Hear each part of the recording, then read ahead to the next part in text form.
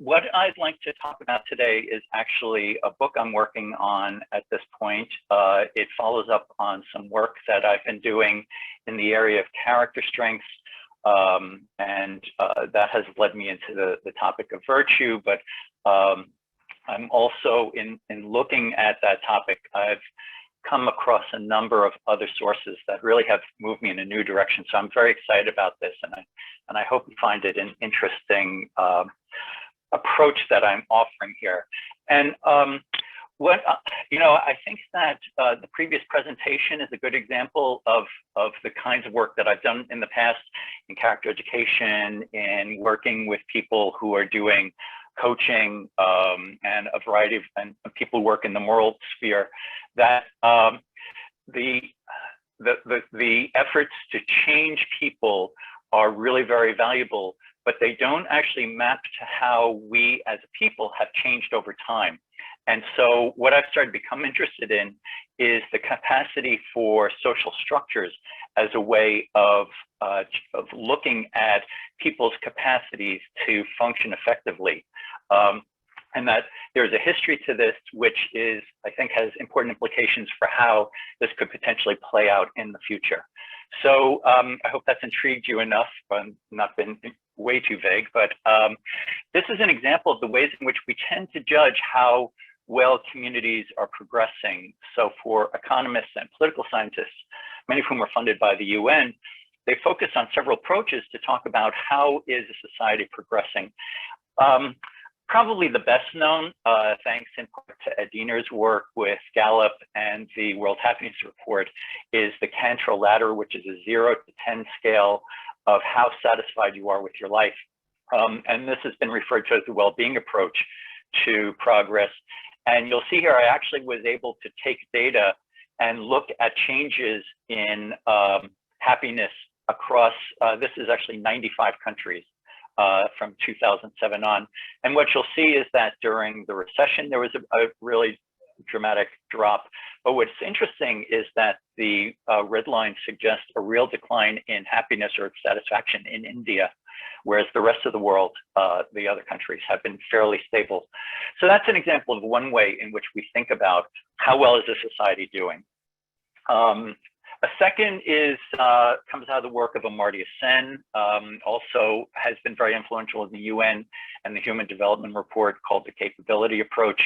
And here we see that in terms of the Human Development Index, which is a complex of lifespan, education, and GDP adjusted for purchasing power, there's been a really steady improvement in this over the years. What has struck me in this, when I think about this in connection with my work in morality and virtues, is that there is something complementary about this, in that what I see psychologists and philosophers thinking a lot about is how can we show progress in people's functioning. And there's a quote here from Aristotle's Nicomachean Ethics that I think is really nice, suggesting that the real goal, and he connects this with the state, not just the individual, but the state, is to identify how to live well and do well. And so, living well we can think of in terms of that idea of well-being, but doing well has traditionally been connected to virtue. I'm now using the term human capacities or pro-social capacities rather than virtue to make it more theory neutral. And this connects with the work of the philosopher Honora O'Neill as well, who has talked about our capacities for enhancing justice. One of the things I've been interested in is we can use the term virtues, we can use the term pro-social capacities. What are the capacities that have contributed to culture over time? And in my own research and in reading other people's research, what I've settled on is that there are 3 sets of capacities that are particularly important. And I've got a couple of articles now focusing on this. First of which is the moral, which clearly connects to a number of the presentations that are being done at this conference. But also, when we think of it in the broader sense of how are we functioning as a people, there are 2 other other dimensions of capacities we really should be talking about that include this, what we can refer to as the self-regulatory, our behavior, our ability to control our emotions, and our intellectual capacities. And in particular, for each of these, I'm focusing primarily on two that I think have a biological basis, where we can find evolutionary bases for all of them, and that I think play a particularly important role in terms of both our functioning and our capacity to contribute to the larger society. So when we talk about moral capacities, I'm talking primarily about emotional connection to other people, and also the concept of fairness, which I think relies a lot on our capacity for perspective taking, as Frans de Waal has referred to it. This capacity that you see in relatively few species of being able to look at the world through the eyes of a conspecific, of another member of one species. And even we're seeing increasingly with elephants and apes to see it through the eyes of humans. There's a literature in the self-regulatory capacities that distinguish between stop control, the ability to avoid temptation, to delay behavior until you've had a time to think through it, and start control, which is the organization of behavior for goal pursuit. A third, and finally, intellectual capacities, our capacity for information gathering and data collection, and our capacity for reasoning, which I'm not going to define here. It's actually a tough concept to define, but I've drawn a lot on the evolutionary perspective of Mercier and Sperber in terms of thinking about what reason is as a basis for our dialogue about the meanings of things. So why these three? And I'm not going to have time to go through all of the reasons why I focus on these three. But I think there's really converging evidence that, first of all, you know, if you look at the tradition of virtue, that the reason that virtue is valuable for the individual is the ways in which it contributes to person reputation. And so there is evidence, for example, from Susan Fisk's work that has been updated by Goodwin in 2014, suggesting that we evaluate people on the basis of warmth, but really we're using that as a judge of whether or not this is going to be a caring, moral person. We also judge people on competence. And if you look at the original work on how we evaluate competence by Rosenberg, there really are two clusters of adjectives that end up being associated with the competence dimension. Some are things like skillful and determined that feel more self-regulatory. And then there are others like intellectual that are clearly more in the intellectual domain. The next three columns are all results from educational research or theory that suggests these three are very important and should be the skills that we're focusing on for non-academic development. And so that in kids. So for example, the National Research Council has focused on interpersonal skills, intrapersonal skills, cognitive skills. Although Angela Duckworth is closely associated with grit, which is kind of on the self-regulatory domain. In fact, she and her lab have generated this list of three key competencies. Similar things, parallel work in character education by Marvin Berkowitz and his colleagues. But to tell you the truth, my favorite one of all is in The Wizard of Oz, that the three things we're looking for are courage, heart, and brain. And in the end, they're all internal to us, as we learn ultimately. So I think that each of these is important because they contribute to our personal effectiveness and our personal ability to succeed. They contribute to our relationships. They contribute to organizations to which we belong, and they contribute to national flourishing. You know, I'm not going to go through each of these with you. I don't want to take up that much time with it, but suffice to say that at each level where we identify goals that we want to achieve, and ways in which we can succeed and flourish that all three of these are very important to those. So I find myself moving beyond morality, the morality focus, the self-regulatory focus you see in certain perspectives on non-academic education, and saying that really we need to think of these three as complementary sets of capacities that are important for us to develop. So, where I started out was the same place as a lot of people. What can we do that will improve moral functioning in kids? What can we do that can, what kind of interventions can we do with adults? But as I researched this, I became very interested in the cultural history associated with each of the three. And what I've come to realize is that, there have been educational attempts at non-academic education.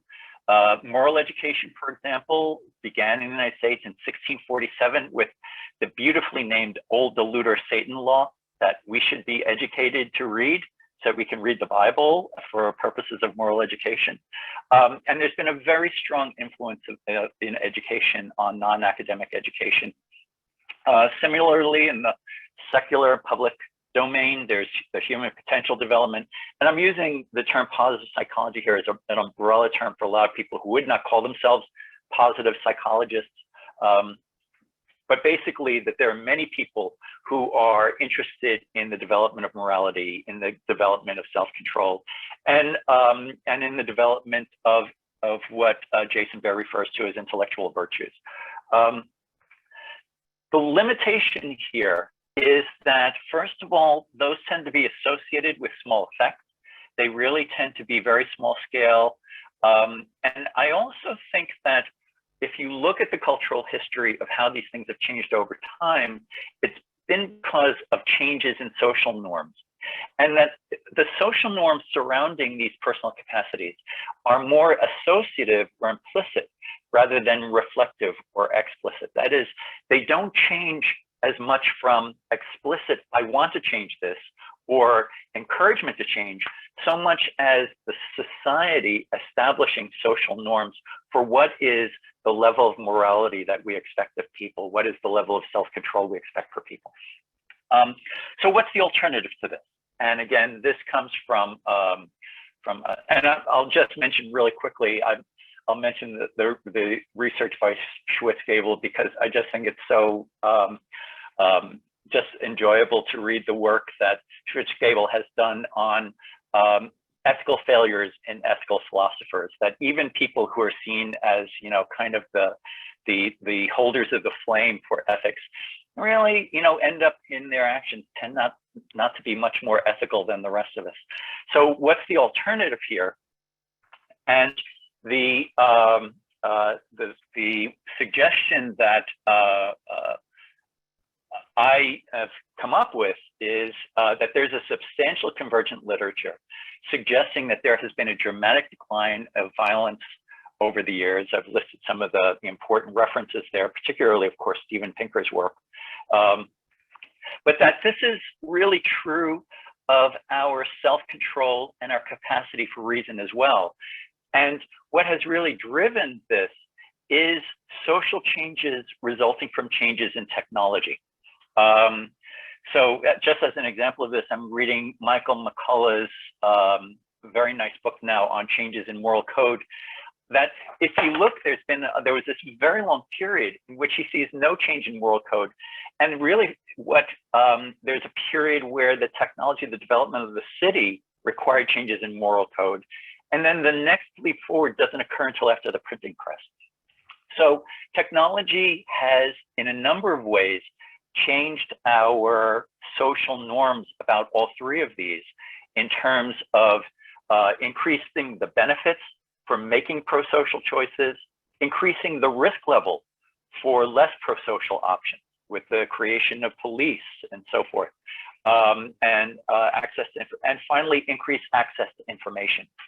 So where this brought me to was that I became interested in the fact that we are in the midst of one of the most significant technological changes in the history of our race, in terms of our species, in terms of our connectivity to each other and the internet, with more than half of the people of the world now able to access the internet. Almost half the people in the world using social media, I'm sorry to say, and well more than half the people in the world with a mobile phone. I think that it's an interesting question to ask. How are these pro-social capacities likely to continue to evolve into the future? And I will say here that I'm well aware that all future prediction stinks, that we're absolutely lousy at it, that we've never been able to do it very well. What I'm about to tell you, probably completely wrong, but I think it's at least an interesting way to start conversation. And so this is sort of a brief history of taking a lot, again, from Pinker, but a bunch of sources that I've put together in an article I have in press, that what Steven Pinker talks about is that reasons we have changed morally is because, and become less violent, is because we've handed over control to police forces, to courts, which we can think of as technological developments of humans. We've become much more cosmopolitan because of access to information. And we've also become more interdependent, which I think is a very important aspect of why we've become more moral over time. The mediating factors have been what he referred to as feminization and the escalator of reason.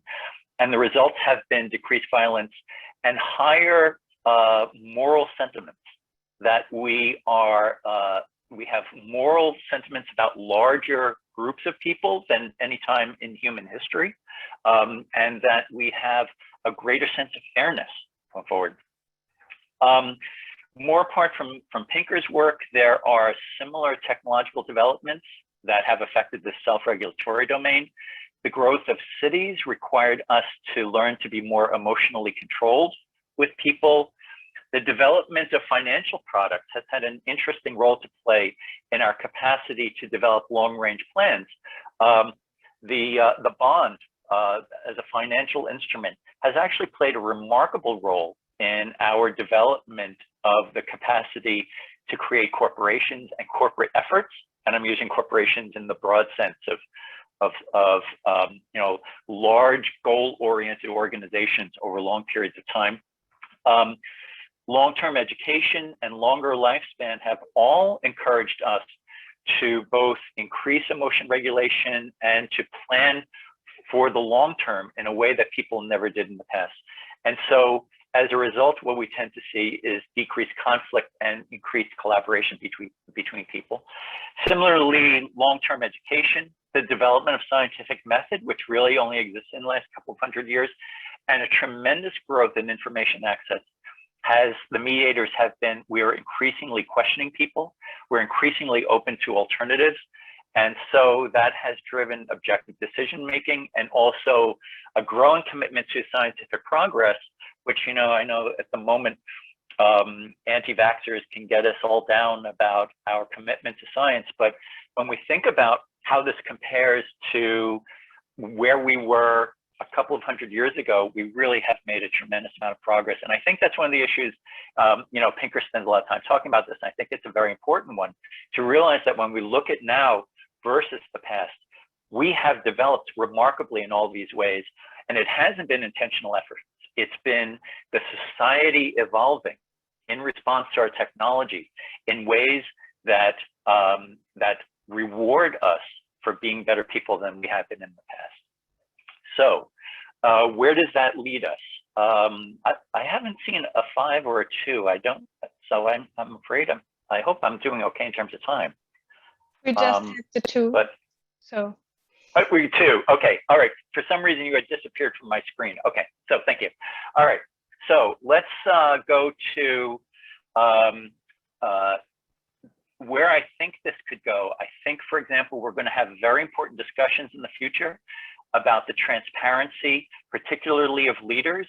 I think we're going to see new opportunities for goal attainment. For example, there are some wonderful experiments that are going on now in developing countries where, because of access to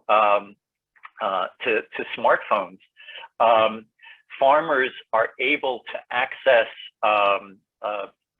commercial systems in the way they could in the past, and so become part of larger commercial systems that really encourage longer term planning. And I also think that we're going to see more of enhancing. We're going to be an increasingly curious species, and the ways in which the internet gives us access to information gathering, I think, is going to be very important for how things to develop. And I even think that one thing that's important here is that we can look to the past and use that as a guide for ways in which we could speed up this process. And so, for example, we're now talking about, can we create greater transparency for authority figures, which I think is going to be a very powerful instrument. And I am just about out of time. And so let's just say that I've been thinking a lot about this. I hope that any of you who are interested in this will communicate with me about it. And there is my email there. And thank you for listening to me. Thank you, Robert, for the great talk. People can post your questions and comments in the Google Doc. You can find them and answer them now. I see that there's already a few ones, so thank you for the great talk.